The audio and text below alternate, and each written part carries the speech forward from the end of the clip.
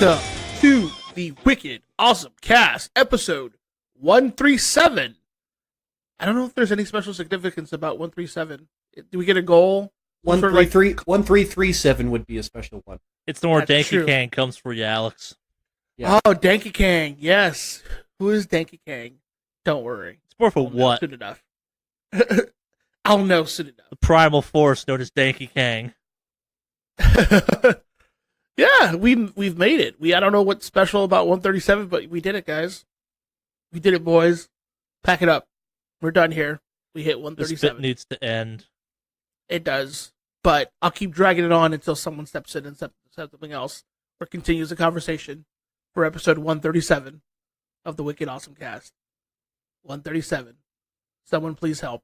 I'm stuck in this loop. I can't stop. Let's move forward. Someone innervate.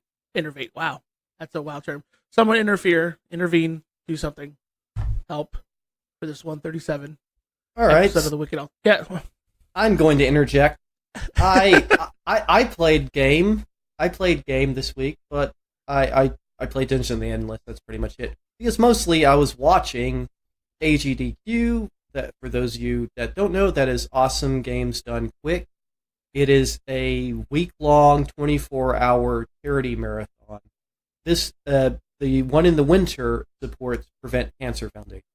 Yep. Yeah, and they always crush it when it comes to raising money for. What, do they have a specific charity? I know it's just it's Prevent cancer. Prevent Cancer Foundation. I just Okay. said so. It's called Prevent Cancer Foundation. We're PCF. stealing from the news summit. Okay. They raised $2.4 million this time. Yeah. They've been consistently going up every year too. Like I Yeah. don't think they've had a decline since they've started doing this. No, and the one in the summer usually supports Doctors Without Borders, Okay, that's probably what my confusion was. which is really great. I'm a big fan of that charity as well. But yeah, the one in the winter supports PCF, and it was great. There's just multiple parts that were great. I could go into them a little bit. If you are going to go back and watch stuff, if you see your favorite game on there, yes. I'd say Jack 3 was a hilarious run. It was well commented, and everybody was just constantly giggling and laughing. They just couldn't stop giggling and laughing because they kept making dumb puns and dumb jokes. It's actually a very entertaining run. Plus, there's a lot of out of bounds madness and just weird stuff going on. It's a great run. Mm-hmm. I always like watching the Awful Games block, and this one, well, it did not disappoint by totally disappointing anybody that actually likes good games. It included Virtual Highlight on the Saturn, which is terrible. And Mohawk and Headphone Jack, which will just make you sick watching it. I can't believe that they actually got it in there. PJ had been threatening to put it on there and had submitted it every year. And it finally got on, and it was, if you get motion sickness easily, don't watch that one. It's pretty awful. Yeah. A Week of Garfield, A Week of Garfield is on there too, and that one is a special game. What the fuck is with video games and Garfield all of a sudden? Like, Giant Bomb's been doing some Garfield stuff. YouTube keeps recommending me, hot new Garfield playthroughs. Like, did something happen that we suddenly care about Garfield as people? I don't know. Is Jim Davis still alive? I assume so. But yeah, the thing is, Cool Kid, the person who ran it, he's been running it for a long time now. It's been kind of like just his going back to it every so often and playing through it type of thing. But yeah, it wasn't like a new thing for him. He's been running it for years now. But yeah, it's pretty terrible. But it's a very special run. What's also cool, I have to say, the God of War devs love speedrunners. They always watch it, and they donated a really, really cool Kratos statue from God of War 2. Which God? Okay. There's now 2 sets of God of War devs. Yeah, I think the first set, for the first 3. Okay. But yeah, they donated a really, really cool statue and usually watch the run. But yeah, AGDQ is fantastic. I always enjoy watching it. It's really cool watching really highly skilled people play a game as opposed to just like let's plays. Like I don't tend to watch let's plays. I generally only watch like I watch speedruns and I watch people 1cc arcade, and that's about it. But yeah, that's I mean that's was my highlights of AGDQ, and that's pretty much my week. Nice. So, how's everybody else doing? I can go next. Yeah. All right. I played that Bandersnatch Netflix thing. Oh yeah. How is that? Bad. Oh, it's Black Mirror, right? That's the main Yeah, show but it's bad Black Mirror. Like it is both like the worst episode of Black Mirror and a really bad choose your own adventure game at the same time. Well, that sucks. And I think the two are kind of oddly enough diametrically opposed to each other. Let me back up. It is not without its fun moments, like the fucking spoilers or whatever. I guess like I set out with two goals in that thing: to murder the main character and to murder his dad. I achieved both. Well, I mean that's good. We did it, boys! Congratulations. I guess spoilers again, technically, because I don't fucking care. It's bad, and I don't care about spoiling it. Like I was kind of on board on the okay, this is bad implementation, but kind of cool until there was a branching path that took me back to an option I didn't have previously. Like the thing creates branching paths where branching paths didn't exist previously. Like it's pulling a Black Mirror thing where like a Black Mirrorness ensues and technological commentary happens, and like you can tell the main character you're controlling him through Netflix at one point, which is a fun moment, but whatever. But also like you rewind back to a point that was previously not a choice, but then it's treated as a choice, which when that starts happening I get pissed off. It's not a good story. I like Black Mirror. I'm not the biggest Black Mirror fan. I think I think the most recent season was kind of very hit or miss, where some of the ideas they were playing with were cool, but also it felt very, yeah, we get it.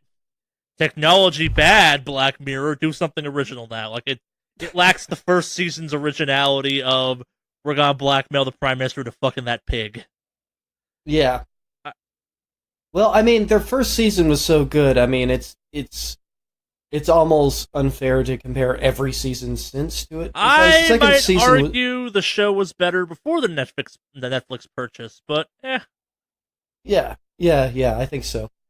Yeah, I don't know. Like a lot of the stuff nowadays focuses kind of too heavily on the literal Black Mirror aspect of it, the kind of TV media stuff. Like, don't get me wrong, the episodes where like your social media clout score tells like what your rents are and shit like that is clever and good, but then when you have an episode that's basically like, yeah, this nerd's obsessed with Star Trek and traps people in, we got a bunch of callbacks to prior episodes, it wears fast on me quick, I guess, and Bandersnatch is very much in that second category where we're gonna throw a lot of things that people that watch Black Mirror are gonna know, because people that watch Black Mirror are smart, like Rick and Morty fans.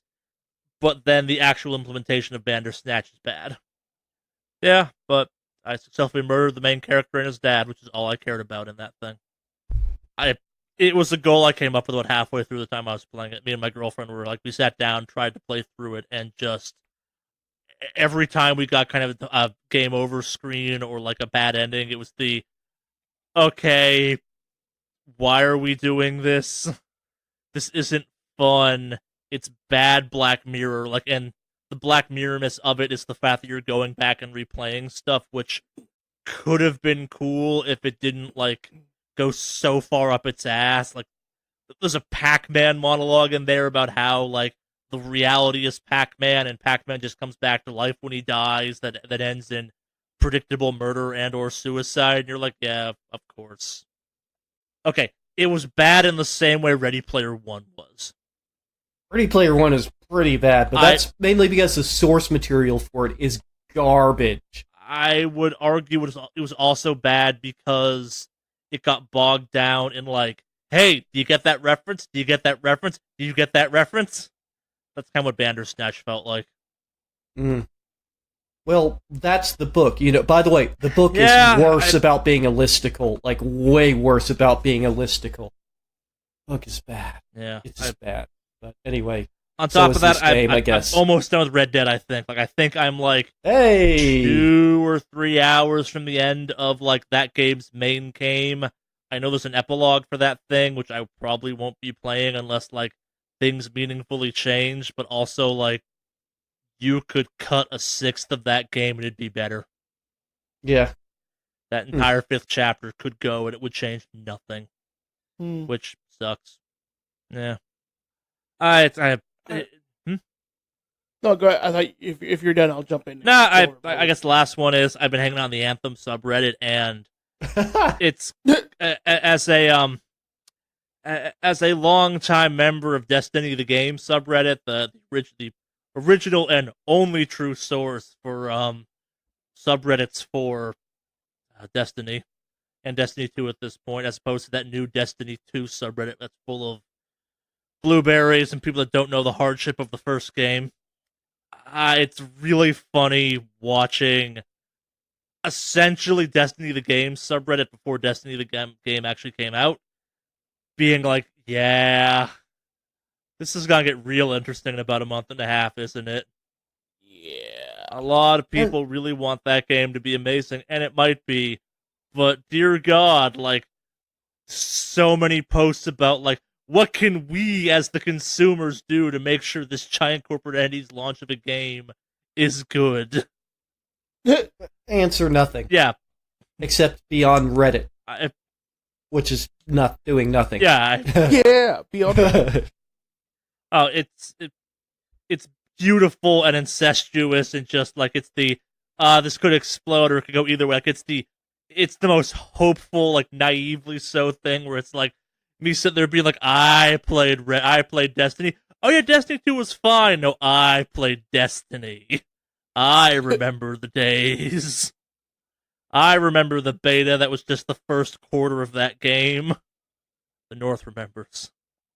But yeah, that's about it. I bought a composter because I've gone crazy. Oh, I went to the. I have learned that if Jen ever leaves me, I'm probably never getting another girlfriend ever again because I'm now a person that goes to cactus shows, and I would want to talk to people about my cactus collection. Oh, you're a cactus person. I am a succulent person. Oh, it's the San Gabriel Cactus and Succulent Society winter show was cool, and also the entire time it was me going like, yeah, there's something wrong with you, man. This is cool and all, but also like looking at alien plants, being like, yes, alien plants. It was pretty good. It didn't succulent at all. Just tell us how your week was, Alex.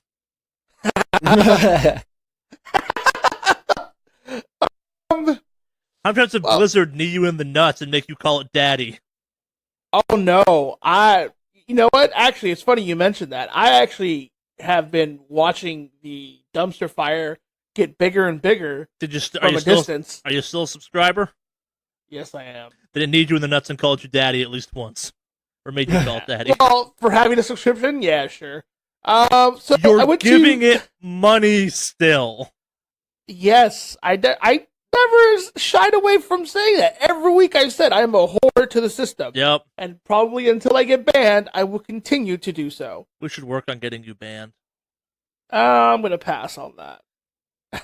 Not up to you, Alex. Well, I guess since we already talked about that stuff, I finally hit 8 out of 8 mythic.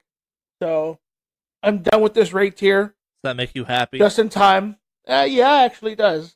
Just in time, because not this week coming up, but next week the new raid tier opens up, so that'll be fun. Especially going in with a class that's actually decent. So I got that going for me. I did actually play some non-Blizzard games. I took some advice that you guys gave me and kind of stepped away from some games or from Blizzard gaming for a little bit. Sure. And so I did a little bit of Hollow Knight and played some Cuphead, and that was fun. So I really am. Oh, and I also played Fury, if you know that one. Furi, right? Yes. It's basically boss rushes. Yes. I really like that Yeah. game. We've talked about the game before. It's a cool game. I totally forgot about it last time we talked about it. I'll go, yeah, no, I played that. It's cool. Yeah.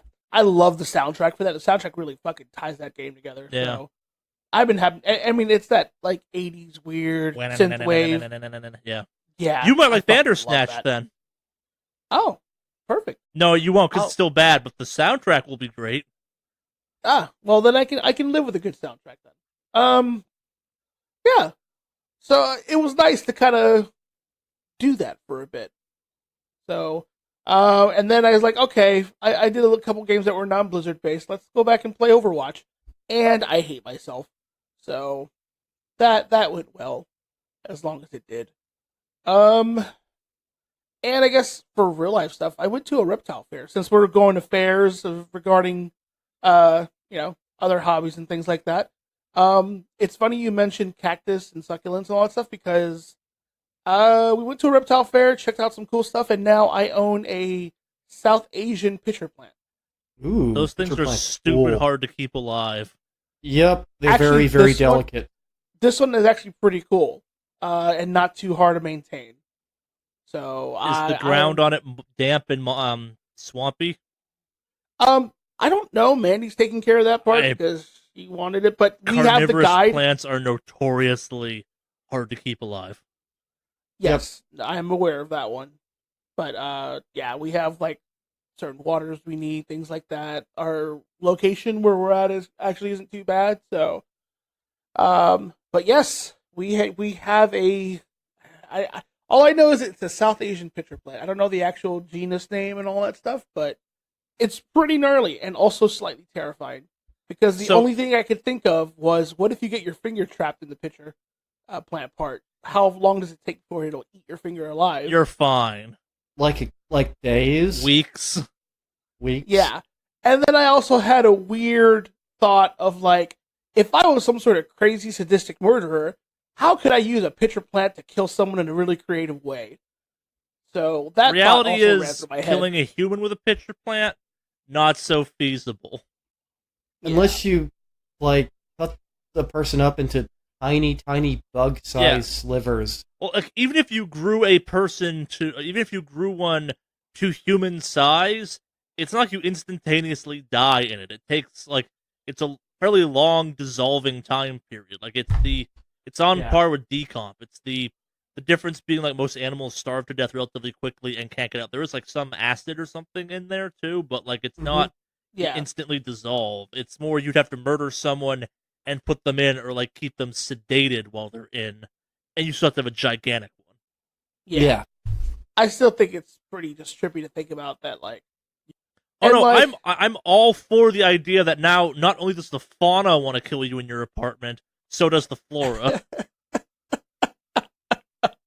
Yeah, pretty much. Yeah. So that's where we're at now. I'm just going full regalia with Maybe all your this. girlfriend's just trying to kill you. And this is just a subtle way of doing it. Yeah. So it's like it's basically the apartment plant version of a pig that you would use. How for big evidence. is the one you got? It's not that big. It's actually relatively small right now. So a thing It's a plant little one. weirdos do to make that thing fun is they get a Vile Plume toy, roughly the same size as the plant, and put it in there as decoration. Oh. Because that's what a Vile Plume is. Ah, interesting. We also named it Doc Ellis. That's the name of our pitcher. You don't name plants. Well, it has a name. Doc Ellis. Oh no, I'm thinking recognize of the the name at wrong all? Pokemon. You're thinking Victory Bell. Victory Bell, yeah. Yes. That sounds like Velplume. Like, okay. Yeah. Yeah, we named it Doc Ellis. He's a famous pitcher who threw a no-hitter while high on LSD. So it was just an interesting name that I pulled out. I basically wanted to name her plant because she named my car, and I hate that, and it stuck, and now people call my car the stupid fucking name. I mean, it's funny, but still. What's your car's name? Sporty Spice. Nice. No, don't encourage this. Don't Yeah. fucking laugh and encourage this. But yeah, so That's amazing. And it's only because I was bragging about the sports feature on the car. I'm like, oh, this is cool. It has a little sports mode for the plug-in hybrid, if you will. That's pretty cool. And then she's like, oh, you got a little sporty spice going on. And I was like, oh, fuck. So, yeah. But yeah, other than that, flora and fauna and all that trying to kill me. Everything's going cool. Oh, one last thing I totally forgot to mention. So guess what I picked up recently? And this actually, Henry, might spark your interest because it's wrestling related. It's wrestling related. Fire Pro Wrestling. Pro wrestling, yeah. I picked up the DDP Yoga DVD set stuff. Oh yeah. Oh good God! I've been doing DDP Yoga for like 4 years now, and it's just yoga. It's just really good yoga, and it is very, very good for you. Yeah. So my girlfriend and I are going to start doing that, and so yeah, I just figured it was interesting. I'm like, okay, because I was watching a bunch of like the stories and stuff that he had put up about some people who've done some crazy shit with DDP yoga, and I was like, oh, that's pretty cool. But the videos are very well done. I mean, they're pretty easy to understand. I mean, that's the point of them, is really to like talk about yoga and in a very easy to understand manner. I mean, he goes through all the different positions. He's as bringing well as yoga like, to the masses, brother. Yeah, how to vary it up, how to make it more difficult or less difficult depending on, like you can take different versions of stances. Yeah. And stuff. It's good. I mean, I highly recommend just yoga in general, and I personally own all the DVDs of that. I mean, so. Yeah, I've done yoga before, and I wanted to kind of step back into it. I figured, well, the DDP yoga would be kind of cool. It's the phrase DDP yoga makes me laugh. Yeah. He got into it pretty early in his wrestling career, into yoga in general. As many people in that industry probably should. Yep. Yeah. And also, DDP is a fucking bro. He is. That's what makes it funnier to me, I guess, in my mind. And but he's also a super positive bro, like ridiculously positive guy. Like he's wrestler bro. I like to call him. Yeah, he does a ton of really cool stuff. Like he saved Jake the Snake, fucking Scott Hall. Like he's gone out of his way to like help rehab these guys in his own fucking home and all that. Like. It's more the mental image of being like, namaste, brah. Right? Basically, that's what it is. Yes, I know. I have seen it. That's why I find it funny. But it's like, all right, bro, you got to feel your chi down in your gut. And hold it like a ball in front of you, like a basketball or like a ball of like bro-ass spiritual light. Feel that enlightenment up in you, brah. Yeah. Right? Breathe in the natty ice. So he does rename most of the movements into sort of wrestler... Yes! Wrestler names, of course. Ladder pose. Great. Yeah. He has a lot of it's pretty entertaining what he's renamed some of them. So I will my girlfriend and I will be becoming DDP yogis. That'll be a fun adventure, and I'll keep people updated with that. So other than that, that's pretty much been my week. I can't believe I almost forgot the juiciest detail of the week, which was the freaking DDP yoga. Because I'm like, oh, Henry might know about this. Yeah. Every wrestler knows about it. Yeah. Yeah. Well, like, I don't know. I watched DDP back in the day, but like hearing all the stuff he did in terms of like Jake the Snake, because I think it's even a Netflix documentary where he basically rehabbed him and all that. And yeah. He's like the cool bro version of like Mr. Rogers. It's weird. I wouldn't go that far, but... Oh, he's like a nice dude, Man comes from the Attitude Mr. Rogers Era. That's true. Dude has done a lot of cocaine. A lot of wrestlers from that era were kind of on that. But though I don't think he was so much. See, the thing is, he started wrestling when he was 35. He got in late, like really late. Most people start in their early 20s. But and so he had a different approach to it because he came in as an older person. So he had a lot of thoughts on like, and this is why he took up yoga, on how am I going to keep doing this when I'm in my 40s, which I'm going to be in very soon here. All I'm going to say is the man wore a lightning vest with no shirt. Oh yeah. Goddamn right he did. And he came out to a a not version of Smells Like Teen Spirit. Hilariously, it has one chord changed, or one chord changed, so it's not exactly the song, but it's pretty much the song. They did that a lot. That happened a lot with several wrestler themes around that time. It would be almost this song, except we're going to change one chord up and slightly change it, and it's no, totally different. We're totally original. We have talked about DDP for 2 years. No one has talked about DDP this much in like 5 years. You be careful, that attitude. He's going to show up to your place and diamond cut you, and then help you recover afterwards. I can take a 60-year-old man. If you've seen him, I wouldn't think that. Not sure I'd be thinking that if you saw him in person. He's still a very large, muscled dude. I'm not going to lose to no 60-year-old. You've already lost with your hubris, sir. Quite but possibly. yeah. Just figured I'd share that little tidbit with you guys. I think should we dive into all the juiciness? Sure, why not? We got news. Before we do that, though, hold on. It's gonna be a doozy. I gotta pull out the Red Bull because man, there's a lot of Blizzard fucking news this week. Is that and the boy, new am I happy. news this week? Just popping cans. Yeah, popping cold ones with the boys. God, you're the boys. I got the cold one here. Let's Can go. I not be part of the boys? Nope, too late. All right, first on our docket, Spider-Man has sold 9 million copies. Not surprising. That's a good fucking game. But it's been a while since we got to celebrate a game we kind of all universally liked doing well, so I'm trying to bring some upbeat news this week. Yeah. I mean, right now, I think this last quarter of the Spider-Man franchise has done well with Spider-Man, obviously, winning some award stuff, and then it being Spider-Man. You also had Into the Spider-Verse, which is not necessarily gaming related, but it's Spider-Man related, and that also did really fucking well. Yeah. So, yeah, cool. It's kind of Spider-Man. unclear which was more successful, the game or the Into the Spider-Verse movie.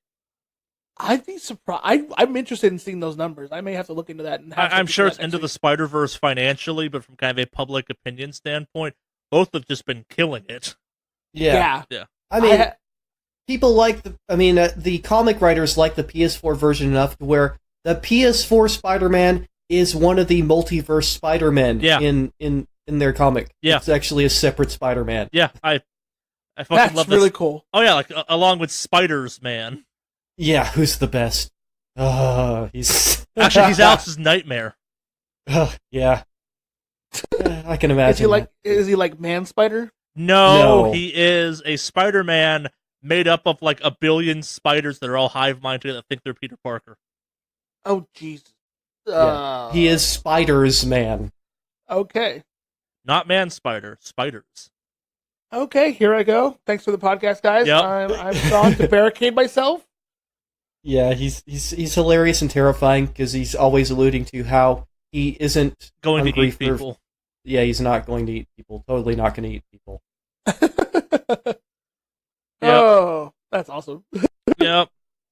Next up, in kind of surprising but unsurprising news this week, The Division 2 has launched. It will be launching on the Epic Games Store before Steam. Actually, it's not going on Steam at all. No, they said it will come out eventually. Oh, it will? Okay. It's not clear exactly what the gap will be, but initially will not be available on Steam. Oh. I like this is an interesting. Well, I kind of hate it, but I do kind of like it because now you have like a big title coming to Epic that's not made by Epic. Sure, I look at it more as if from a kind of split of monetary compensation, going to Epic just based on that alone makes more sense than Steam. And as someone who never had the loyalty to Steam that a lot of PC users have, I'm all for diversity in that marketplace. At the same time, yeah, Ubisoft, just make your store competitive at this point. Like that's what you really should do. Yeah. Although I did hear about a really interesting side effect of like publishers moving towards the Epic Game Store as opposed to Steam, is that in the Epic Game Store there's no area at all for any kind of user reviews. Yes, that is a benefit to, air quotations benefit 2 being on the Epic Store. Yeah. Well, I mean, benefit for the developers. I don't. Yeah, think so there's much no for, community tools on Yeah. the Epic Store for that matter. Yep. Yeah, that part is a little bit concerning. Yes, but also, like, think about how much bullshit Steam reviews go through, too. Oh yeah, no, not to say there's not any kind of bullshit, but like you have a lot of like some good legit reviews that come out. Like when you hear stuff regarding like DayZ and a bunch of their other nonsense. Like a lot of the user reviews were like legit. Like I think also one of the Steam curators that I used to follow actually was Total Biscuit. Who would post stuff and on there, and he was a well regarded reviewer. And so you have guys who would build up legit reviews on there that were not necessarily tied to the industry, and so they have less of an actual like gain. But also at the same time, think about how often we get stories of so and so is review bombing something. Yeah, well, yeah, you definitely hear that before. But once people hear about that, like, oh, well, now you know it's a review bomb. Yeah, but still, like, it's not like the review bombing results go away; they're still in the system. Like, yes, I don't know. Yeah, I mean, yeah, look, I get that. But, like, I don't know. I like having, like, the user reviews and, I guess, game company reviews. That's also pretty revealing. I think you should trust retailers to review anything. Yeah. I don't think that your source of reviews should come from a retailer. Like, no, if you're concerned about reviews, go to another source. I understand the convenience of having it on there, but, like... Well, I mean, like, user reviews. It's like about as meaningful as getting reviews off of official PlayStation Magazine. Yeah, as in not. Like, I also don't think user reviews are ultimately that useful to a certain extent. Like, it's the how many times have you seen a game that critics have panned that because it's got a good fan base around it does well? Like, at the same time, though, too, like, think about PUBG. What is the review for that game in the modern era? I have to double check. I haven't seen it in a while. I don't know. I don't know where it is right now. It has fluctuated wildly over the last year. Well, because the game experience has fluctuated wildly over the past year. But I mean, that's reflective. That's a good thing that it wasn't just a static thing that remained the same. It stayed good for a lot longer than it should have, was the impression I got. Yeah, but I mean, that's the thing. I mean, for example, it's the difference between the popcorn meter and the critic consensus on Rotten Tomatoes. Right, but Steam doesn't really have that. Well, Steam has a version of it because you have both that show up on the store page for the game. Like you can see both on there, but now it'll show you the Metacritic score. Yeah, which is the same as it's basically similar to the critic consensus score. Metacritic is also garbage, though. But the thing is, it's still going to be, I think, a better barometer than nothing at all. I mean, and the thing is, I will look on games, and the thing is, like, for example, I was thinking about picking up Killer is Dead. I started looking at the reviews, and it started talking about just major glitches, like the game just doesn't work properly, and it crashes a lot. And it was not limited to a few reviews, it was like most of the reviews said this, so I was like, maybe I won't get that for the PC. The console version of that game was fine. Oh yeah, the console version is fine, but the PC version is just not ported well at all. But I would not have known. I would have bought the game. I would have bought the game without knowing that. Okay, so the reviews saved me. Steam has a higher review of that game than almost anyone else. Yeah, but it also has some of the most truth-telling reviews I've seen. Like I said, it basically said, don't get this game, there's some issues, there's problems. So I was like, okay, not a good port. And so that's what I've waited on a lot of games is I mainly get to see, not necessarily somebody's opinions of it, but if it has some major graphical, some sort of problems with the game itself, it's crashing a lot. I mean, that's really useful information when you're trying to buy it. It's reviewed as mostly positive still, dude. Yeah, but it had enough of those where it kind of told me not to. I mean, you have to actually read the reviews. Sure. I think also at the same time, though, too, like, the most helpful reviews are all positive. The most recent reviews are all negative. But like I said, you have like the Steam Curator program where it's like people who have very reputable like opinions on this except stuff that they don't, because we've talked about in the past that people were being incentivized to put stuff on lists for that. Like, I'm not saying reviews aren't useful. I just don't think they should be part of a retail environment. I don't know. I would prefer to have them there personally. I like Steam's setup for that. I mean, granted, obviously, at the end of the day, you have to make up your own opinion. Yeah. On it. Like in terms of like what you're gonna do and decide.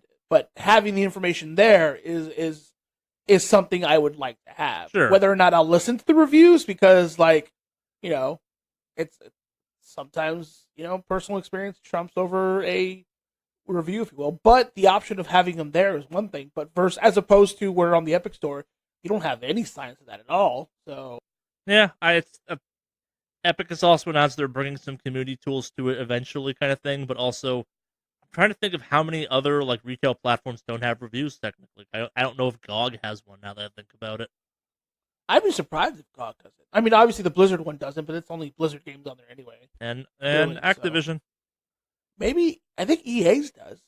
I don't think so. I could be wrong. I've only ever bought Anthem off it. There's user reviews on Good Old Games. I'm just looking at it. Yeah. It has one that's interesting. Overall rating and a verified owner's rating. That means people who actually report, have an account and have an account on the game, which that's pretty cool. Yeah. Actually. Well, we got to move on from this. We've turned a small story into a more random topic. Yeah, we did. Sorry about that. Another quick one is that Metro Exodus, a game coming out, I believe, sometime this year, has announced they're doing 9 ultra rare, stupid cool collector's editions of the game that come with a full functioning gas mask and a Nixie tube watch like the main character has in the game. Not much of a story here, except that like you can't buy these; you have to win them. It's dumb promotional stuff, but man, is it cool looking promotional stuff. Looks like the stuff will actually be made of what they say it's going to be made of. It's real. Like, that's the scary part. Like, that's a real gas mask. That is a real bullet lighter. Yeah, I must just want the watch. Do they have anything regarding a bag of sorts, like a messenger bag made of canvas? I suspect this comes with a bag, but who the fuck knows? No, it's military crate. Yeah, it comes with a military crate, but again, like you're making 9 of these, that thing, it better be a real ass crate. Oh yeah, I am pretty sure. Yeah, for this ultra rare edition, looks like everything's going to be super legit. I mean, I've seen other things similar to this given out, to selected people or whatever. Oh yeah, no, it's mostly the watch from this thing that I'm like, man, that makes this entire dumb thing worth it. The watch is pretty cool. Real cool. I've tracked down a Nixie Tube watch this week because of that watch. Fucking love me some Nixie Tubes. Quick one too. Netflix is getting sued by the Choose Your Own Adventure folks over Bandersnatch. So if you're interested in checking that thing out, do it now before you can't anymore. Yep, because the term "Choose Your Own Adventure" is a trademark. Yep. Company called ChooseCo. Yeah, I mean, then again, they could just rename it and not call it Choose Your Own Adventure. Yeah, I also didn't realize you could copyright that. Like it.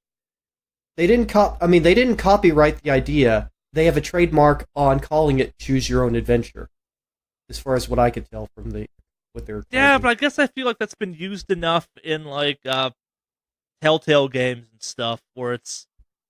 I think there will be a. If this goes to the court, it may end up in this term is used so often now that you can't really trademark it anymore. Yeah. Like, I mean, that's happened multiple times in court cases now, where the court has basically decided, well, that's pretty much become part of a common language now and can't be trademarked as such. Yeah. And I imagine that might happen with this thing on, the words "Choose Your Own Adventure." That seems to be a tough one. Part of the claim, I guess, is that the Bandersnatch is dark and violent, which it is, but yeah, it damages the brand, bro. but the thing is, apparently, and this is the complication to the suit. They had already talked. Netflix had been in talks with ChooseCo before and couldn't reach a deal with him but put this thing out anyway. So that's sketch. Yeah. Like, Netflix should not have done that. I'm just going to straight up say that. They shouldn't have gone ahead and actually included an actual Choose Your Own Adventure book in the series itself. Is the Bandersnatch book a real book? No, but it says, but it acts like it is, like an of that series. And that's the problem. So they're actually using something with that trademark. And it's not, like I said, it's not like they were unaware of who held the trademark. They had already spoken with them and couldn't agree to a contract. And so that's dirty. Netflix is in the wrong on this one. They should have called it something completely different. Have an homage, which I think is the intent, but the problem is they went ahead and included a trademark entity in the show itself. Sure. It's also $25 million in damages, which I'm pretty sure Netflix would sneeze out at it. Yeah, but that's huge for ChooseCo, which is a very small company. It remains a small publishing company. So yeah, and that makes it all the more egregious that a huge entity like Netflix would just go ahead and kind of try to roll over them. Well, so the article I pulled did not mention the initial talks, I don't think, unless I missed that part of it. Where are you getting that part of it from? Yeah, according to the suit, Netflix apparently tried to obtain a license for ChooseCo's trademark in the past, but wasn't able to reach a deal with the publisher. That might have just been ChooseCo's trademark, actually, at that point. I don't know. It's interesting. Yep. So that's the thing. Netflix was aware and went ahead with it anyways. So that's not cool. Yeah. Yeah, it's pretty fucking shady. Fair enough. Yeah. I guess speaking of shady, while we're on the topic, Anywhere Studios 38? 38 Studios? My bad. Yeah. The Kurt Schilling studio?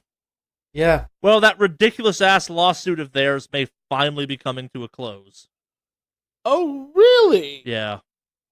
I don't have the financial legal mind to follow this thing as I have been the last couple years, but basically, the Security Exchange Commission and Wells Fargo Securities are finally settling their joint filing over 38 Studios, which basically boils down to, essentially, I think it's like, $75 million was borrowed, but there's only $50 million worth of kind of proceeds that came out of it.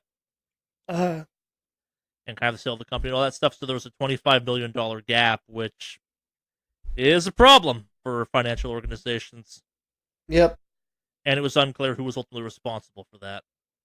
Sounds like just a lot of ignorance and ridiculousness on the part of lots of people.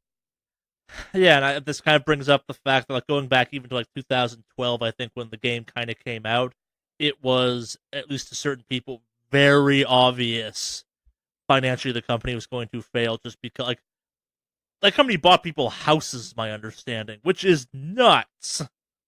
Mm-hmm. Cool, but nuts. Up next, do we want to do Gearbox or get into the Bungie Activision stuff? Let's do Gearbox, because Bungie Activision is going to be a long ride. Sure. Yeah. Sure. Gearbox CEO Randy Pitchford is being accused by a former studio lawyer of taking a $25 million bonus from Take-Two Interactive. I thought it was 12. Sorry, 12 million. You're right, 12 million. I misread. 12 million. Ooh. Apparently, this kind of, if you trace it back to last year, this whole legal dispute came out when they sued Wade Callender, the guy that's now suing them for fraud and breach of fiduciary duty. So, countersuit, baby. Oh, yeah, countersuit. The American way, baby. Yeah, the lawsuit alleges that that Pitchfork struck a deal in 2006 to receive a personal secretive executive bonus, their quote, not mine, of $20 million to be paid directly to Pitchford, an entity called Pitchford Entertainment Media Magic LLC. For those who don't know this, Randy Pitchford is a big fan of doing the magic, as in like with a bunny and a hat and stuff like that. So who the hell knows what's going on with this? This is the same company that I think last year got into a legal battle with a former like household aide or something who stole a ton of money from the pitch for its, and I think Gearbox as well on top of that, and absconded with it and spent it on stuff. Yeah, Borderlands 3 is never happening. I'm calling it now. Yeah, I wouldn't see any real reason to do it anyways. Oh no, the reason is it would make them the money that they're losing and shit, but well, yeah. That company seems to be a bit of a mess all of a sudden. Yeah, which is funny because it seemed like they had their stuff together. I mean, they went ahead and it was them that churned out Duke Nukem Forever finally, wasn't it? Yes, it was. Yeah. Wasn't it, Alex? Not a good game. Not a good game, but they made it. They actually made it. We've never finally. got you to weigh in on this one, Henry. Did you ever think Duke Nukem Forever was going to be good after it got announced that it was actually happening? No. Fuck! Why am I the only one? It's just the humor was played out when the game came out, when the series came out in the first place. Yeah. To be honest. Like, the humor was... it's not humor. Not really. It's humor if you're a junior high kid, I guess. A boy in junior high, I suppose it can be, like, entertaining. But, yeah, the humor was already dead on arrival decades before Duke Nukem Forever came out. And for it to come out, and now it's just like... and plus, the game mechanics just weren't there. But anyways, enough talking about that mess. 2011 was a fun year. Alex bought a thing with a statue. Yeah. Let's keep going through our quick ones, I guess. You put this one on the list, Alex, so explain this one a little bit better. Soulja Boy is back with a PS Vita ripoff?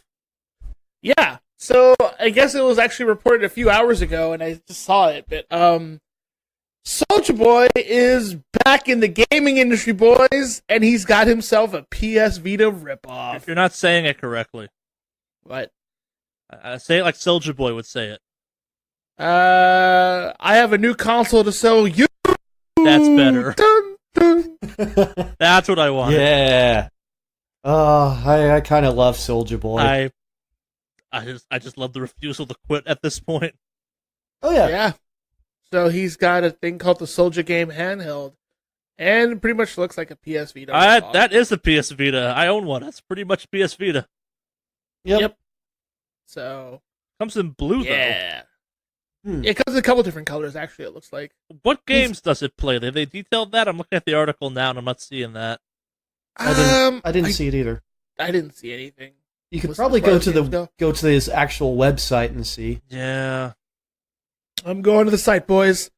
Oh, it's on sale for $99 right now. Ooh, yeah. Let's see, games. It doesn't say. Oh boy, that's always a good start. It seems, yeah. Yeah. I don't even know what it has. It doesn't list any games. Probably have to load it up with them, I'm gonna guess. Well, so you can also buy it for $30 off a couple other websites, so. Yep. Yeah. Yeah. He's certainly dedicated to trying to sell gaming stuff. I mean, as we've said before, we know he's Is this gaming gamer. stuff though? It's blatant rip-off gaming shit that he's trying to cash in. It feels like gaming stuff in the way that Tiger Electronics stuff was technically gaming stuff. Oh, that's a good comparison. Oh, that's such a good comparison. Oh, Tiger Electronics. You tried to offer so much with so little technology. Yeah, I look back, and part of me wants to go back in time and like slap the shit out of myself, being like, "Why do you want this shit? Why?" Well, it's because it's way cheaper than anything else. But you could get one of those. Well, no, they're pretty cheap. They're pretty darn cheap, especially compared to actually buying a Game Boy or something like that. Yeah, but if you owned a Game Boy, the difference between how much a Game Boy game costs and a Tiger Electronic thing wasn't that far apart. Yeah, but yeah, that is true. But you had to buy a Game Boy first. Yeah. And so a lot of people got a Tiger Electronic thing instead of a Game Boy. So that's the thing. That's a lot of people's memories. That growing up, it's like we ended up with the cheap versions of stuff because stuff's expensive. And so, yeah, well, we will gladly take that Tiger Electronic thing over nothing. But anyways, Yeah. Soldier Boy's back though, boys. Yeah.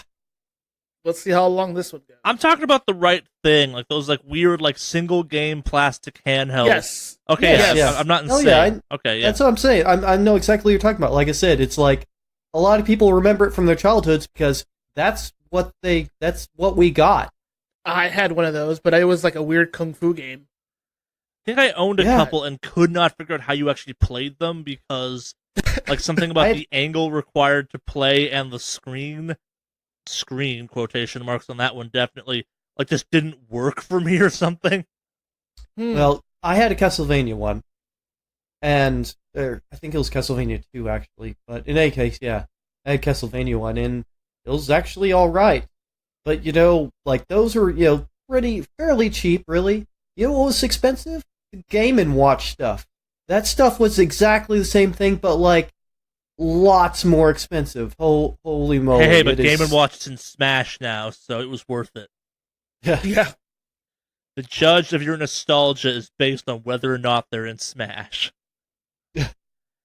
Turns out that Ice Climber game, real good apparently. Oh yeah, but Sonic's in Smash too. Apparently those old Sonic games, really good. Gotta go fast. Yeah. To the box office. Yeah.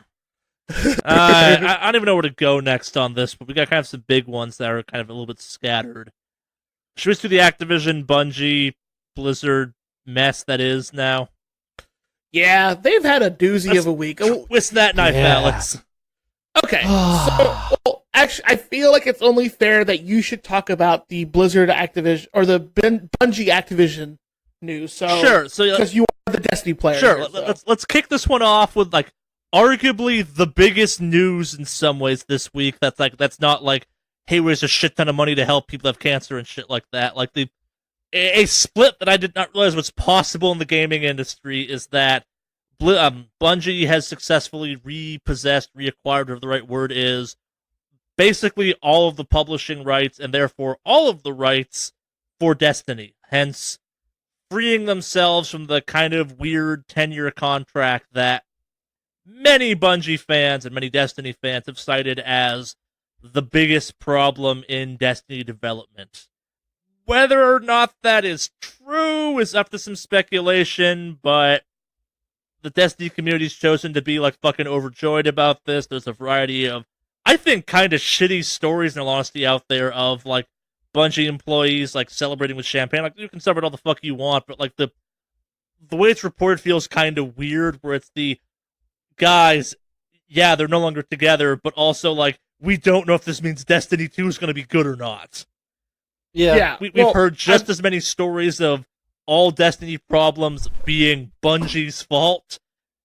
Like, Activision is just a publisher, and yeah, that whole you gotta put a new game out every couple years thing was definitely a problem, but Activision wasn't in the meetings being like, yo, but what if we nerfed Sleeper Simulant? Yeah, but like, I get shot a lot with it, why don't we just nerf it? Or don't nerf it, because the only thing I'm good with.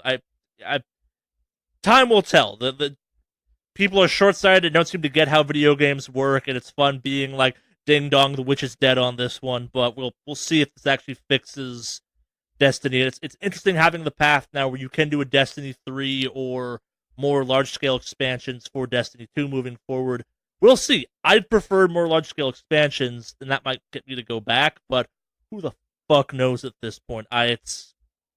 Bungie's out of their kind of ridiculous-seeming publishing deal, but also at the same time was working on another game that got a bunch of funding from NetEase, so yeah.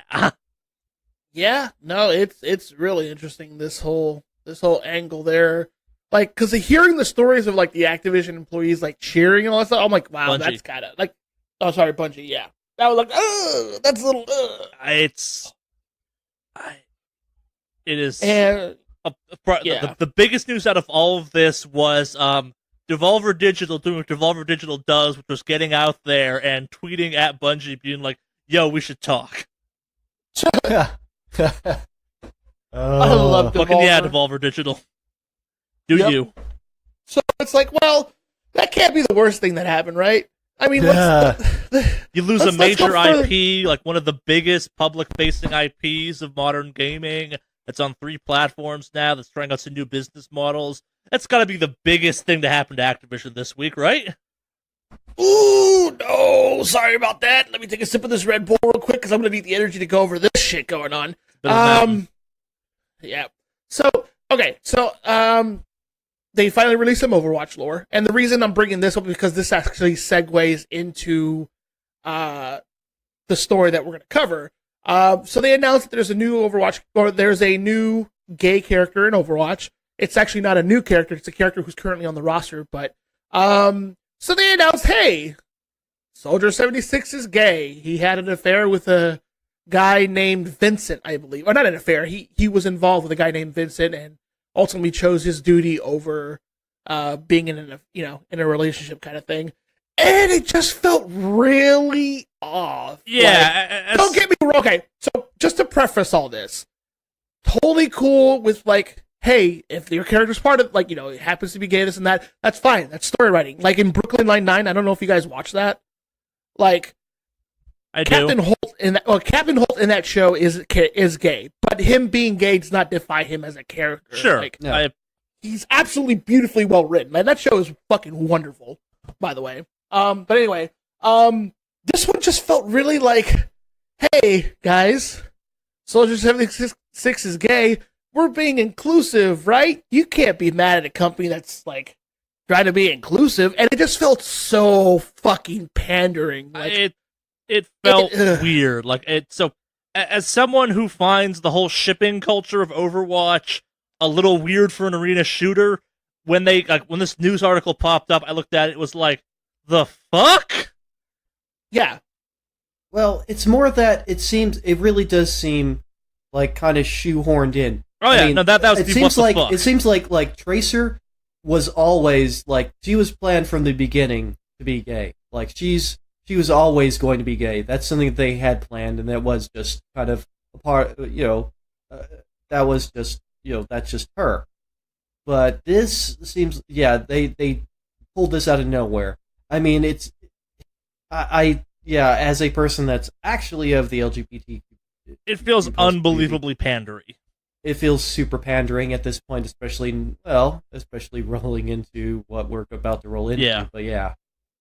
No, it felt really fucking pandering. Like, I was, like I said, I'm all for it. Cool. Awesome. Good times. But, like, it just felt so weird. Well, it does, because I'm pretty sure this was just a reaction. As whereas with Tracer, it was just, that was always planned. That was probably in the original character Bible. Like, okay, so here is the particular part where I felt like it was really like, yeah, no, this definitely feels like it's pandering. So if it was written in the story, then hey, that's fine. Leave it up to interpretation for the audience. But one of the guys who works on Overwatch later on went on Twitter and was like, hey, just to clarify, guys, Soldier 76 does identify as gay. He had a gay relationship with this guy named Vincent. It's like, if you need to come out afterwards and explain the context of the comic or something, that's shitty writing. Like, let people interpret it to what they want to be. Like, that's what it is. But if you have to come out as a developer later on and be like, hey, no, guys, just so you guys know, we mean it. He's not like bi, anything like that. Like, no, he's gay, guys. Soldier 76 is gay. He had a gay relationship with a guy named Vincent. It's like, that's why you don't need to do that. Write it in the comic. There's also and lazy writing in the fact that, like, a lot of these characters have backstories that you could, like, spin off or, like, add details to. Soldier 76 has barely any backstory. Yep. So to go from kind of 0 to 100, it's like, oh, by the way, we're adding this onto it now. It's like, no, you're adding, not expanding. Like, you've taken arguably the most, like, bland, straightforward, like, generic character. Hell, he's supposed to be generic, and are trying to make a big deal out of him already? Like, I don't know. Like, pandering is the only word that describes this whole thing.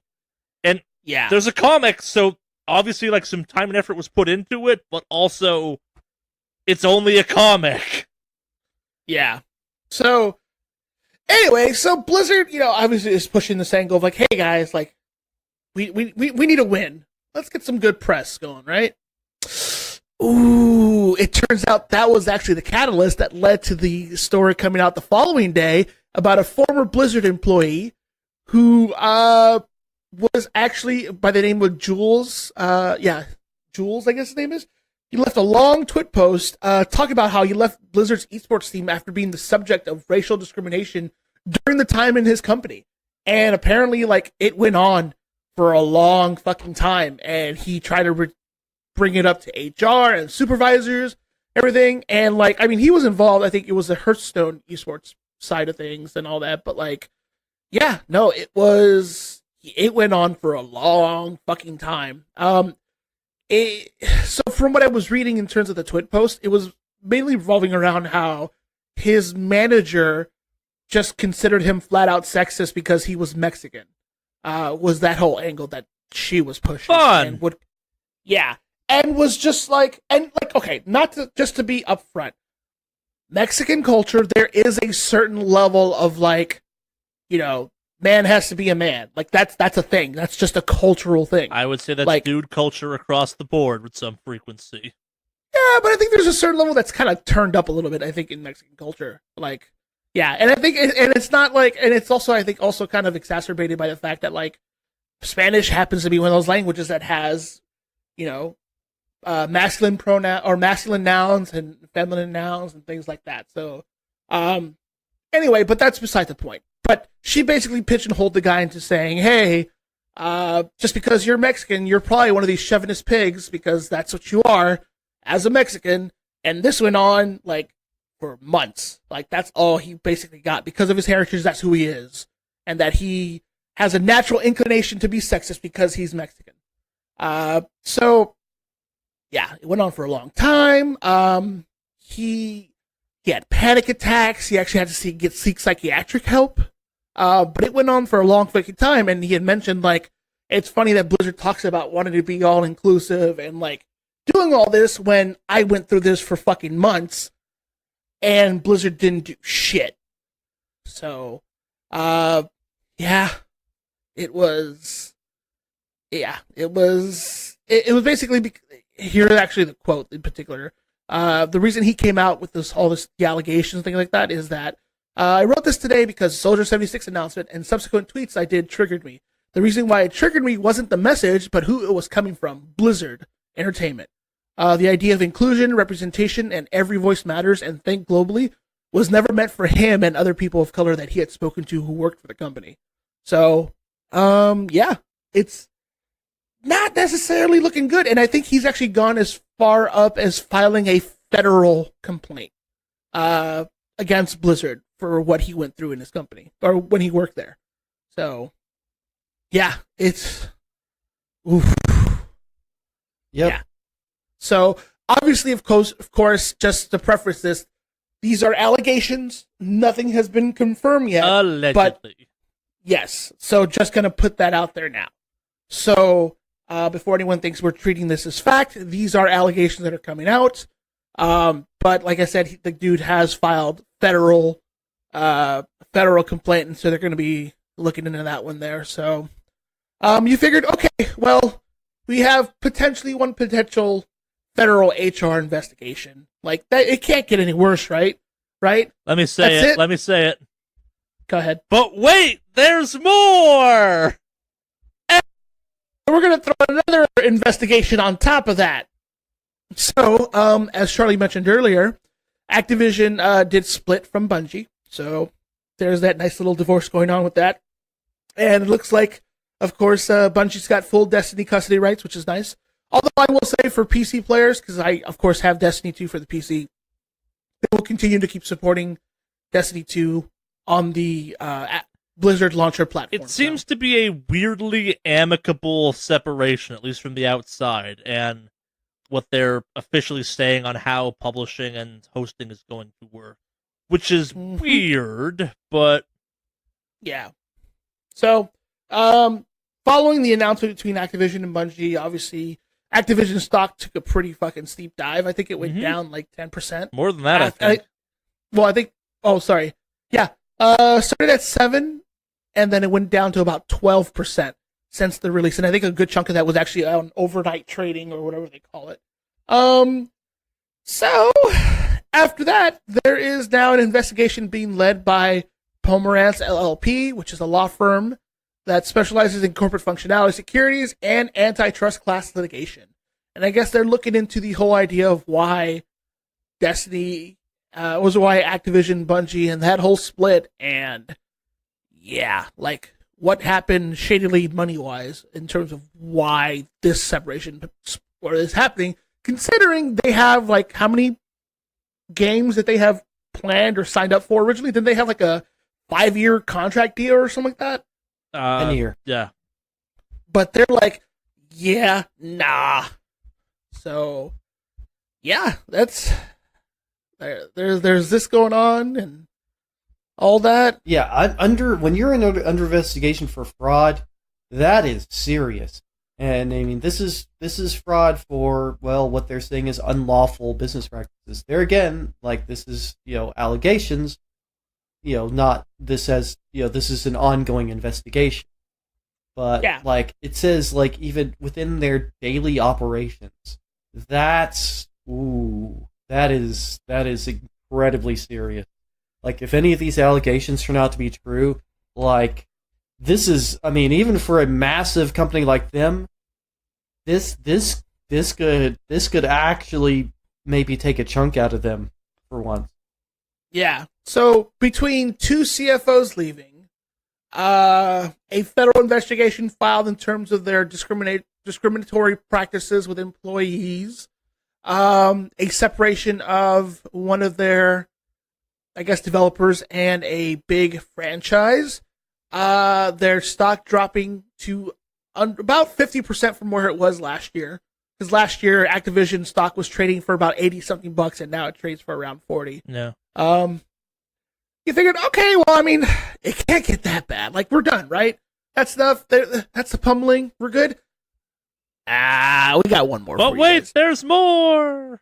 Yeah. So, earlier, a couple months ago, Mike Morhaime stepped down as the president and CEO of Blizzard Entertainment to take on a advisory strategic role, but no longer being the president or CEO. Which, I mean, he's been around for a long time, makes sense, but he's been there since the beginning. Blizzard Activision is his baby. So he did say he wanted to stick around and just be in a different kind of advisory role. Being the big boss was too hard. Yeah, no, that's changed. He's dipping out 100%. He'll be gone in April. Like, even in the advisory role, he's just like, nah, I'm good. I'm outie. So, I mean, granted, in some companies, yeah, people come back and stay as an advisor for a while and then leave. Like, that makes sense. That's just a business thing.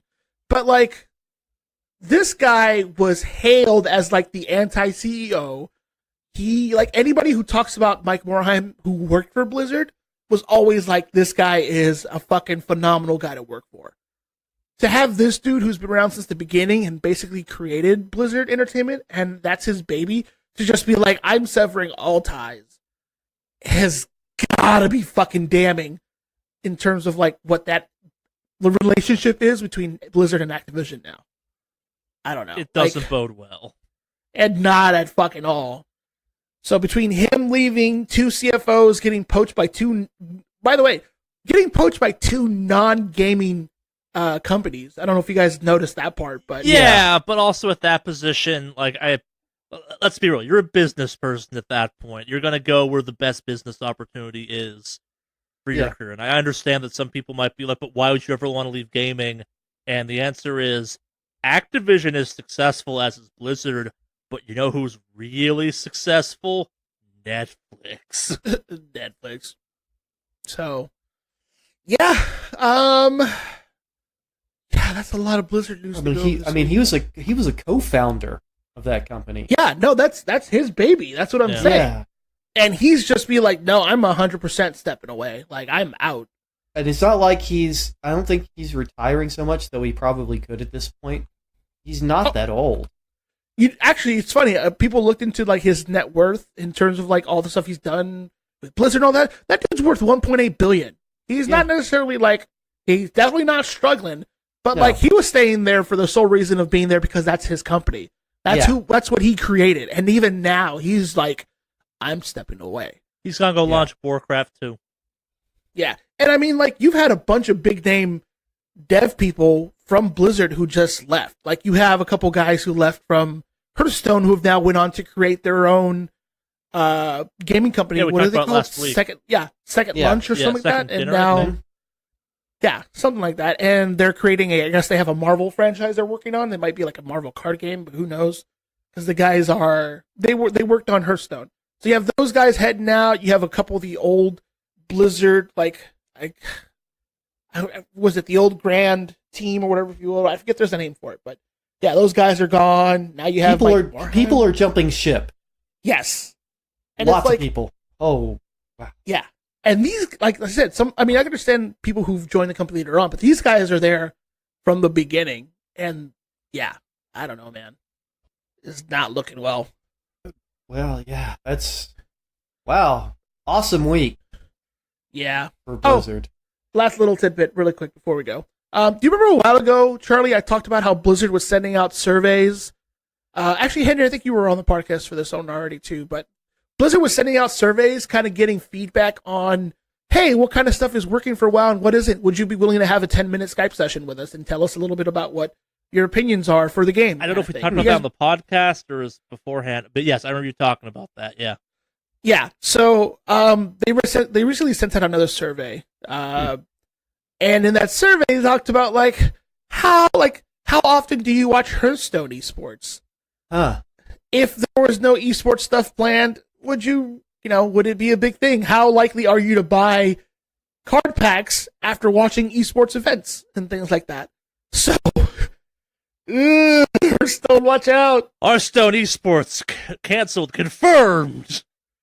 Yeah, so, I was remember seeing a video talking about how this guy was getting screenshots and emails from a bunch of people who received this Blizzard survey. So, again, this part of course is speculative, but yeah, they're not having a good fucking week, man. They are not having a good year. Well, the thing is, a lot of this stuff started before the end of last. Yeah, it feels so long ago, but it was. BlizzCon was in November. Yeah, they've had a shitty 2-3 months now. It's like someone opened a Pandora's box in the middle of BlizzCon, and we're still dealing with what the hell came out of that box. Yeah, did somebody just smash all the fucking mirrors in the lobby? I don't know, but yeah, Blizzard Entertainment, going into BlizzCon, if I'd have believed it because I'm a cynical ass bastard, but if I had told Alex, yo, by January of next year, a weekly gag on the podcast will be, hey, Alex, you should uninstall WoW, and you don't totally disagree with it, what do you think? Oof. Yeah. I'm convinced one of them went to some sort of weird carnival and they pissed off some sort of carnival folk, and now they've put them under some sort of evil, crazy spell, like a weird, dumb movie. Maybe the demonic pact that allowed World of Warcraft to be the only subscription-based MMO left finally came due. What if it was tied to having 3 or 4 members of the big executive team leave, and they were the 4 pillars that protected them from the evil demonic forces you speak of? They're just and druids. Now, yeah, all the crazy druid lore that they have is actually based off the fact that 4 people who worked there were actual fucking druids who were protecting Blizzard from demonic energies that would ruin their industry. And now that they're gone and they've been toppled, now, yeah, a real life Sylvanas is just wandering the halls at Blizzard HQ, just arrowing people and bringing them back as undead. Yeah, pretty much. Holy shit! I think we've covered something here, boys. Yes. Anyway, yeah. Looks like there's no end to this snowstorm inside for Blizzard. Snowstorm, Blizzard. Yeah, the weirdest part of it is it's no one part of it is the worst. When it's okay, so Bungie leaves. That's a big fucking deal. You're under investigation for fraud. That is also a big fucking deal. And maybe the last thing that made people call Blizzard is leaving as well. What the fuck? Yep. it's just hemorrhaging. Like, all of a sudden, it's just like, we are super successful. Let's see just how far we can fall down. Yeah. I mean, this is pretty extreme. Like, I mean, the biggest Blizzard news this week should be like discrimination allegations, but no, we got some federal shit going on. Yeah. Yeah. it was a week of hold my beer, no, hold this other one too, while I chug 5 others, and then let's do it. Yep. It's, wow. Wow. Wow. You've done it again, boys. In happier news, we should have talked about this earlier. Maybe the Epic Store now has the same return policy as Steam. That's good. Does that make it better? Sure. Back Yeah, to but that's depressing good. ass news. All right, you want to take this one, Henry, because you brought this one in. I can lead you in on some if you want to kind of expand on it at that point, though, too. All right, I'll just hop right in. So, Sure. there's been this kind of an odd battle brewing between Unity and Improbable. Improbable produces what's called the Spatial OS, which is sort of an SDK, essentially a system that makes it an API system, maybe, that makes it easy to make multiplayer games. So it's kind of a multiplayer backend. They also do cloud hosting services, like if you're familiar with Amazon having their own web services thing, AWS. Let's back up an important step, actually. So, for those who don't know, in the video game development world, like, a lot of programs are shared from video game developer to video game developer. Very few people have proprietary kind of systems based on everything they do. That's with the big guys, and even some of them use kind of the same programs everyone else does. Yeah. Yeah. So, for instance, while Red Dead Redemption 2 is built on a custom engine, it is not built on Unreal. Yeah. Many others will just use Unreal Engine or Unity. It's very common practice. As a matter of fact, Unity was the dev studio of choice for the Wii U. Like, it was recommended by Nintendo to use Unity. Oh. But and so, but the problem here is, all right, so there's something relatively new in Unity's terms of service, which, in a nutshell, says that you can't run their executables, that is, executables for their editor, and their executables that sort of assist with editor-assisted running and testing of the game. You can't run those off of a server for streaming off of a server, essentially, is what they're saying. And so essentially you can't, what it's allowed devs to do so far is to run their testing and run other development on the cloud services. Keep their files on the cloud services, all their code and whatnot and their assets, but also to have Unity as packaged. So it's very, very common practice with web services for all types, including Amazon Web Services, to include a bunch of software as a part of the package, is bundled into the web services. And so that you could access the stuff, it doesn't have to be on your computer, it's on their computers, it's on their cloud service. And so the Spatial OS included Unity as a part of their web services package, as one of the options. So there is an obvious clash here that, like I said, Unity's terms of service basically saying you can't do that, or maybe you can with an additional license. It's not super clear on what that additional license would actually entail. It's not, yes, because it's not in their normal sort of pricing system that is for, but it's apparently, that's the thing, to add a little more intrigue to the whole thing is Improbable was aware of this and had been talking with Unity over possibilities of the terms of service interfering with Spatial OS packaging Unity as a part of their web services. So, but what the fear is, and what Unity is now trying to kind of tamp down, is that any game that is using Spatial OS is going to get delisted and essentially can't continue to function with the current terms of service. And so that's bad. So, I mean, it's something that can not only affect Improbable, the company Improbable, but it may affect anybody that is currently using Spatial OS as their multiplayer back end, essentially. This is a mess. This is a weird mess, and I don't know what it's. I don't know what the solution is. I mean, they have to work out some different type of license, I guess. But until that happens, I mean, it's the Spatial OS is kind of up in the air as to whether it's going to be still viable as a backend for multiplayer. So, so that's the thing. It's going to help. I mean, it's going to hurt. It has the possibility of hurting a lot of smaller dev teams who don't have their own. They don't have a big bunch of servers to run games off of especially massively multiplayer games. They don't have the hardware to support that, nor do they maybe have the suite of software to support that, so they're using Spatial OS.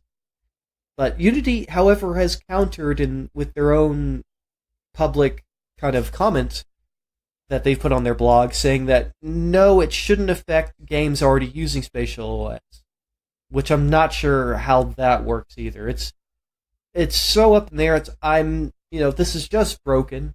At least the news is just broken this past week, and so this is something I'm going to be following. I'm wondering where it's going to go, because it could have some major impact, as I said, on smaller titles, and on Improbable's ability to just offer Spatial OS, period. Well, in the weird news, in the everything is terrible, Epic is taking advantage of this bad PR move immediately and offering a special way to move people over from Unity over to Unreal Engine. Because why not? Smell blood in the water. Go for it, I guess. They're on a roll right now. I hate to say it, but Epic's on a fucking roll. Yeah, they are. There's very, very smart business moves thus far. I think moving into the gaming market, because they have enough money now to actually dump into it to get it going, is a smart move. But yeah, this is also it's more just a critical mass of a launcher installed on people's computers. Yes, that is a huge thing too. Yeah, very important there. They already have an existing user base for that software that they're using for the Epic Store. So, but yeah, they're just taking advantage of a bad PR situation, because it's not a good look. If you're seen as harming the indies, as it were, it is a really bad look. And well, that was Unity's bread and butter for a long time. They are the indie game engine. Yeah, but that's the thing. Like, I don't think that Improbable is totally is not in the good either. Like, both are kind of bad actors in this. I think Unity's terms of service is kind of weird, because it's unclear how to even obtain the sort of license that they're saying would be required for streaming their executables. But it's also Improbable was aware of this and kind of rolled it out anyways, so it's like, I don't know. I don't know what to think about all this. But yeah, that's some odd news. Like I said, it's mainly going to affect developers, but it has the possibility of affecting a lot of indie games that use Spatial OS. That's bad and weird. And it's to take a close look at this. So I don't have a listing of the games that use Spatial OS in front of me. Let me try to look that up. But there's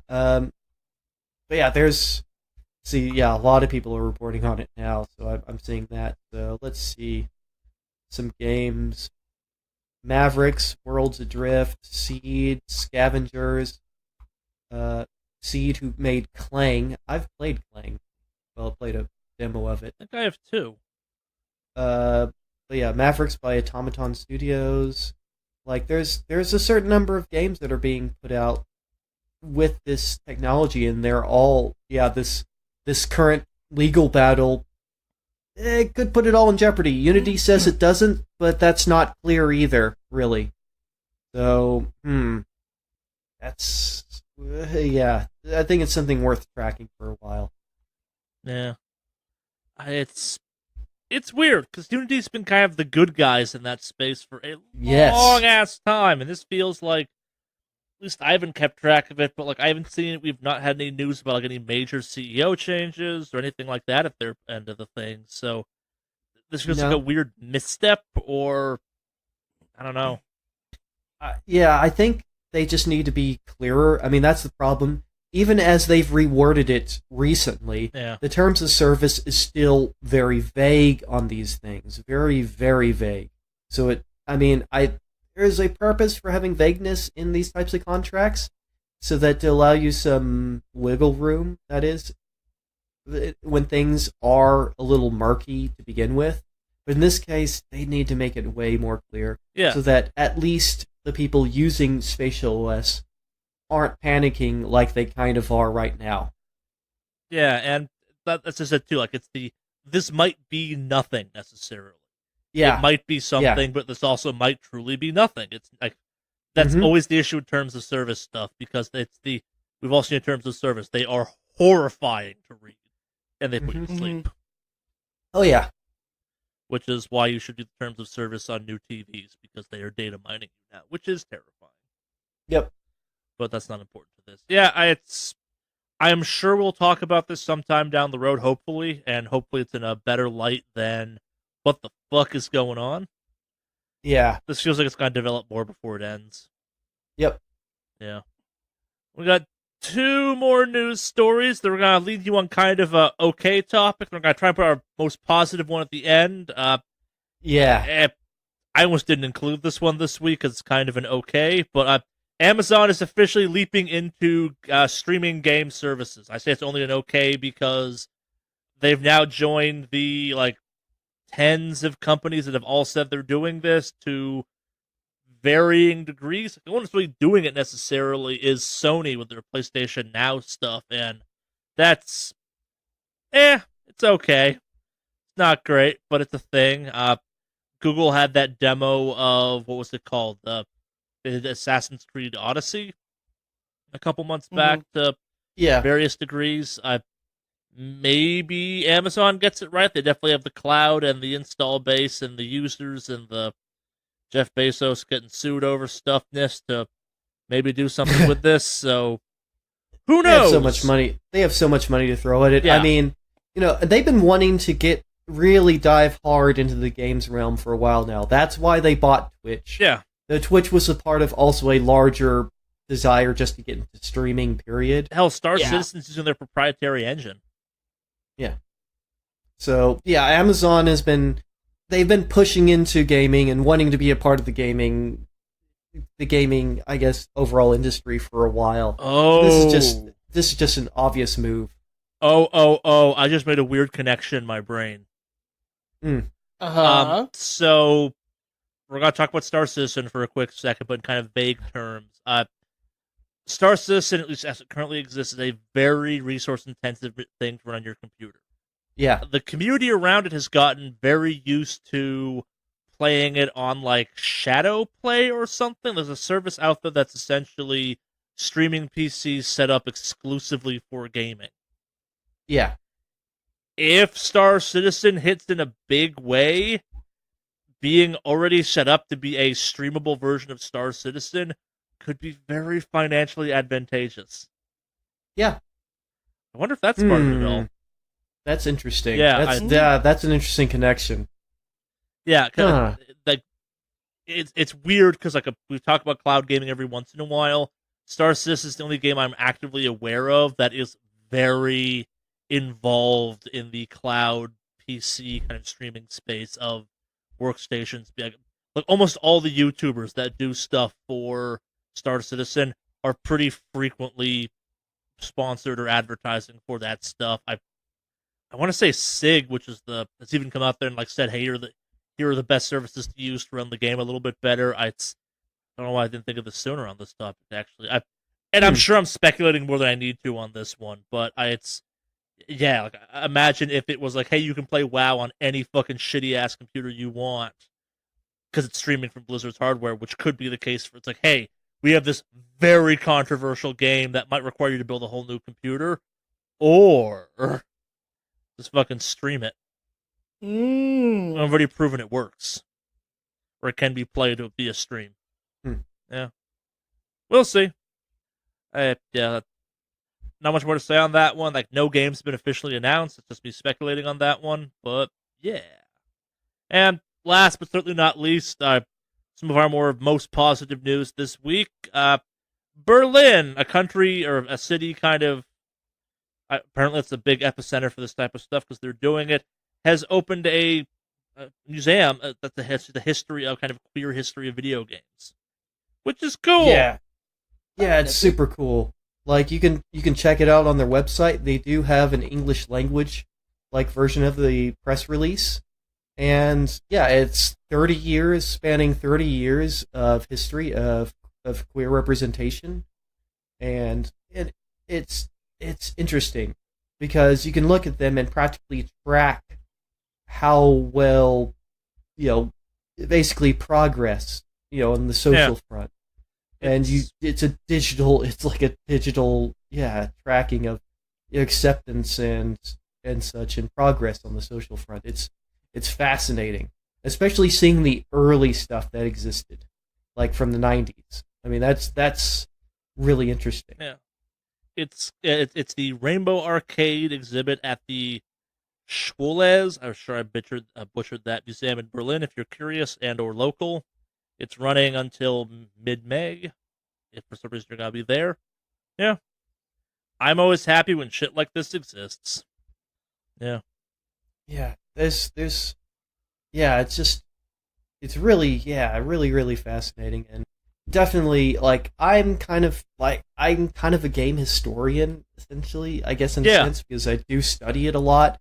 And I tend to know the history of a lot of games because it fascinates me. I mean, and I think this is it's a great exhibition. That's super cool. And I think it's just, they're again furthering the idea of, games as art, art being also about, social situations and social critique.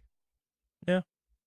I mean, I do wonder, and this is my other thought is if they're including any of the sort of response, sort of the public response to these games, because later on, these aren't as much indie titles, and they become more pronounced titles, and just how society reacted to them. For example, Birdo, just Birdo, period.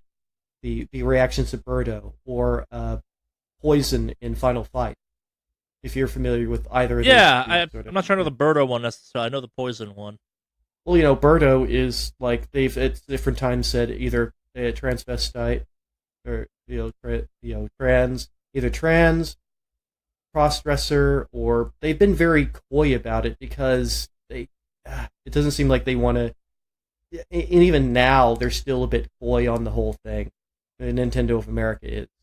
With Birdo. I just always assumed she was a Yoshi, because Yoshi poops eggs, which occasionally hatch into other Yoshis. Which look up the history of that. It's pretty interesting. Oh no, I'm making a joke more than anything right now. Yeah, it's in my mind. It's like, no, it's when I first heard the controversy about Birdo, I was like, no, it's a Yoshi with pink with a bow.